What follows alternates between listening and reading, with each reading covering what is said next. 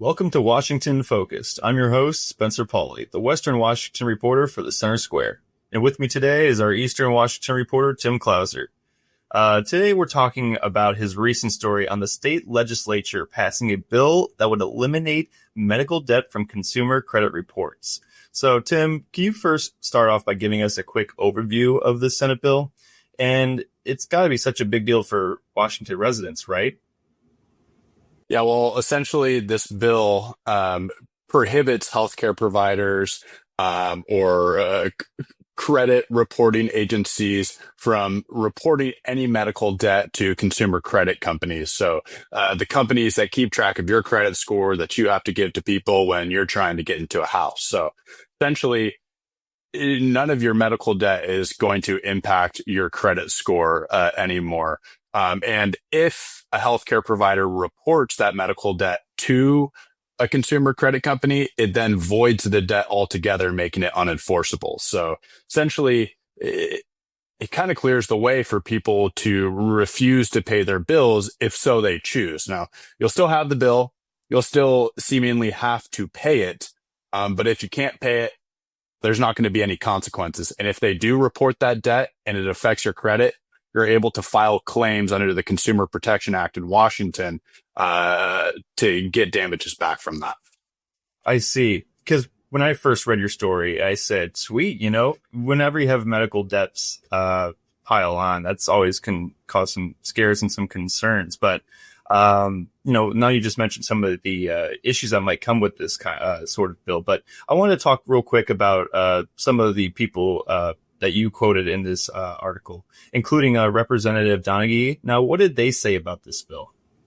Yeah, well, she essentially said that, look, we don't have a choice over medical emergencies. We might foresee some things coming up, but that's not always the case. You could get hit by a car today and then be broke, but have to somehow pay for a $250,000 surgery. Or maybe it's just minor copays that are building up that you can't pay, especially for someone that's on the street trying to get into rental housing. That stands as a barrier to them. So she said, sometimes people's lives change and we don't have control over that, and we shouldn't punish them for that. So essentially this bill would make it really easy for people, like I said, that's on the street, people that are struggling in their financial situation, drowning in this debt, to be able to get loans and to get approved for housing. Okay, so if that were to happen in this case, what would happen? I know the Representative Jim Walsh talked to you about some of the consequences with this bill. What did he have to say about this? Yeah, Representative Walsh told us, look, they're trying to protect consumers with this. That's what they're hailing the bill as. But he argued that it's going to do the exact opposite. Now, if healthcare providers can't report this debt to collection companies, having it affect people's score, like I said, the debt is unenforceable. That money has to come from somewhere. Now, if people aren't paying their bills, paying back the hospital, paying back these providers for their services, they're going to have to write that off. And that's a loss to them. They're going to default on that. And if over time we see hospitals defaulting more and more to try to cover these losses, they might have to raise their prices for their services. Okay.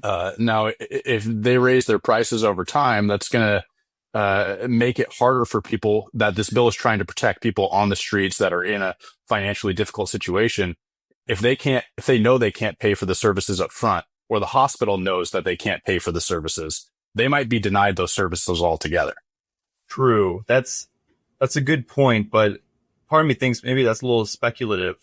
Do we have any evidence of this happening in other states? First off, Tim, I think about this, but is Washington leading the charge in this type of laws, or are other states putting in some kind of legislation in that, excludes medical bills from credit reports?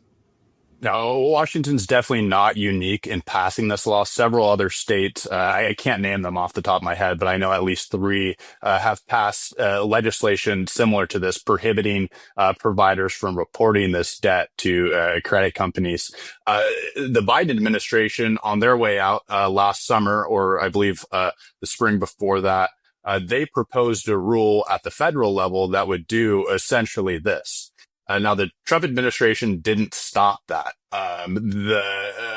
This federal bureau approved the rule, finalized it in January, around the time that Trump took office again, and that rule actually went into effect last month. So several other states, including Washington, sort of followed this in passing legislation like this. So Washington's definitely not unique, but there is federal research that went into that rule. And they argued that, medical debt isn't a good predictor as to whether someone would repay a loan. They argued that it shouldn't impact someone's ability to get a loan or to get a mortgage, and said that they think this rule will lead to at least 22,000 additional mortgages annually across the country that people are able to qualify for. Now, it's hard to tell whether or not this is actually going to raise healthcare costs because this is so early. States are just starting to adopt this. Washington just passed this law. It's not going to go into effect until after the session or when Governor Bob Ferguson signs it. But this rule just went into effect at the national level. We're not going to really know the broader implications or the unintended consequences of this until we get forward a little bit more. So I think it's worth taking everyone's criticism with a grain of salt, but we shouldn't avoid the question altogether. I mean, this bill is trying to make it easier for people to get housing, which generally is a good thing. It's kind of the same thing that the state legislature is trying to do with passing the rent control or the rent cap bill. They're trying to make it easier for people to get into housing and stay into housing. But like this bill, that bill also has broader implications. It could slow supply. Now, critics are saying, hey, it's a little early to say that, but there's studies in other states where it has slowed supply. So I think it's worth considering the consequences of what voiding medical debt could do as well. Right. And, like you just said, like with Biden, the Biden administration just now kind of enforcing this right before the end of the administration's term. It's going to be interesting to see how this all plays out and whether Walsh's concerns come to fruition or if, it does actually significantly help people who, have these medical debts that they can't just like pay off and, affecting the credit score. Because, this isn't just a Washington problem, but housing and a lack of housing is an issue. It's a big issue. I would say it was one of the top, other than maybe, including, the drug epidemic or homelessness crisis. But that all relates to housing. People need places to live. And so that's an interesting point. But, I also thought about something. What can you just tell me again? Because I forgot the quote exactly, but what did Representative Mike Lowell say about this bill? He said that, look, I agree with the terms of the bill. I agree that medical emergencies are unforeseen and they can have really dramatic effects on someone's life. That say I got into a car crash today, accumulated $300,000 in debt. There's no way I'm going to pay that off this year, next year, probably within 10 years. That's going to stay with me. But that doesn't change the fact that it's debt, that I got those services. I might think that it's unfair to have to pay that much for those services. And there's definitely an argument behind that. But that doesn't mean that I accepted the debt and I have an obligation to pay that back.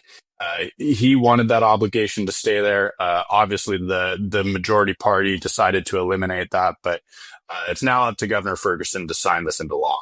Okay. Yeah, so a debt's a debt, but I assume, and during, when this was being discussed, did any supporters of the bill counter this moral argument from Voles? Or was it just more or less what you've been talking about here, where it's like, this is something that people just can't help, and we need to do our job to kind of give them some kind of space to, not let this impact their credit scores? I think it's safe to say that argument definitely came up as the bill was passing through committees in both chambers of the legislature. But the testimony on the floor earlier this week was really limited. And I think that's due in large part to the majority's power. I mean, the Democrats hold a majority in the Senate and the House. Ferguson is a Democrat as well. They pretty much just have to state their case, like Donahue did, and then Republicans can push back, but they don't have the votes. Okay. And so now, just like how all bills go, this has to be signed by Governor Ferguson.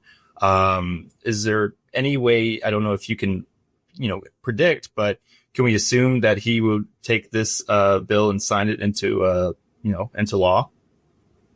Well, I mean, things could always change. I think it's safe to say that this will reach his desk and he may sign it into law. And I'd say if there are legal challenges to it, whether that be immediately after, when it takes effect over the summer, or in the coming years, the Washington State Attorney General will likely fight back against that and defend the law on behalf of Washingtonians.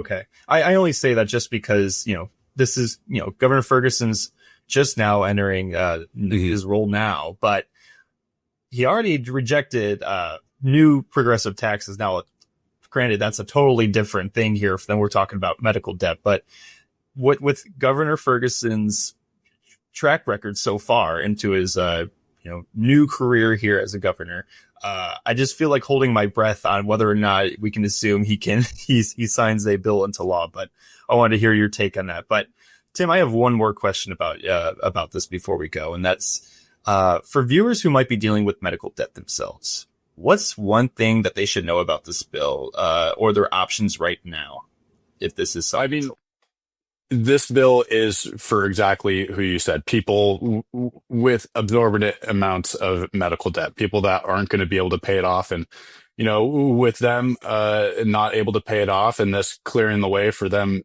for essentially to be unenforceable, they're going to see their credit scores go up. That federal research suggested that it could go up by as much as 20 points, which could be pretty significant for some people. So with their credit scores going up, they're going to be able to get loans. They're going to be more likely to get qualified for rental housing, stuff like that. It could make it easier for some people to get jobs if they get into housing. It could change a lot of people's lives. But again, you have those unintended consequences looming overhead. But the immediate effect will be beneficial for people that are struggling with debt in Washington State. Tim, always with the fair and neutral stance. I like it, man. Well, Tim, thanks for helping us understand what this bill could lead to. And we'll be keeping an eye on how this rolls out, assuming Ferguson gives the final okay on it. But Tim, of course, will ensure whether we know if he does or not. So once again, this is your host, Spencer Pauly. Thanks for watching and see you next time.